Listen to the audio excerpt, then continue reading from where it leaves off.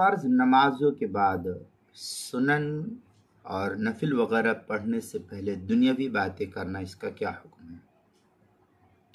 چنانچہ بعض لوگ فرض اور سنن مؤکدہ کے درمیان دنیاوی باتیں کرتے رہتے ہیں، اور اکثر و بیشتر جوان نسلوں میں یہ چیز پائی جاتی ہے۔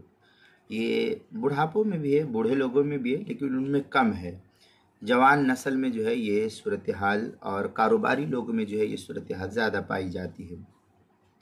تو ان کا یہ عمل شرعاً صحیح نہیں ہے، درست نہیں ہے۔ جائز ناجائز کی بات نہیں کر رہا ہوں میں، ان کا یہ عمل شرعاً صحیح نہیں ہے، کیونکہ اس سے سنتوں کے ثواب میں نقصان واقع ہو سکتا ہے۔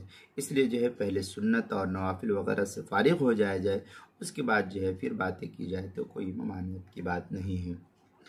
چنانچہ فتاوی شامی وغیرہ کے اندر ہے وَلَوْ تَكَلَّمَ بَيْنَ السُّنَّةِ وَالْفَرْضِ لَا يَسْقُطُهَا وَلَكِنْ يَنْقُصُ ثَوَابُهَا۔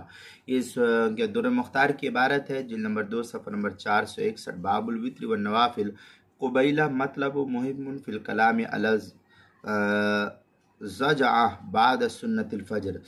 اور اسی طریقے سے فتاوی عالمگیریہ میں ہے وَلَوْ تَكَلَّمَ بَعْدَ الْفَرِيضَةِ هَلْ تَسْقُطُ السُّنَّةُ قِيلَ تَسْقُطُ وَقِيلَ لَا۔ اس طریقے کی عبارت جو ہے وَلَكِنَّ ثَوَابُهُ أَنْقُصُ مِنْ ثَوَابِهِ قبل التکلم۔ یہ فتاوی ہندیہ جلد نمبر 1 صفحہ نمبر 113، کتاب الصلاۃ الباب التاسع فی النوافل کے تحت جو ہے اس کو نقل کیا ہے۔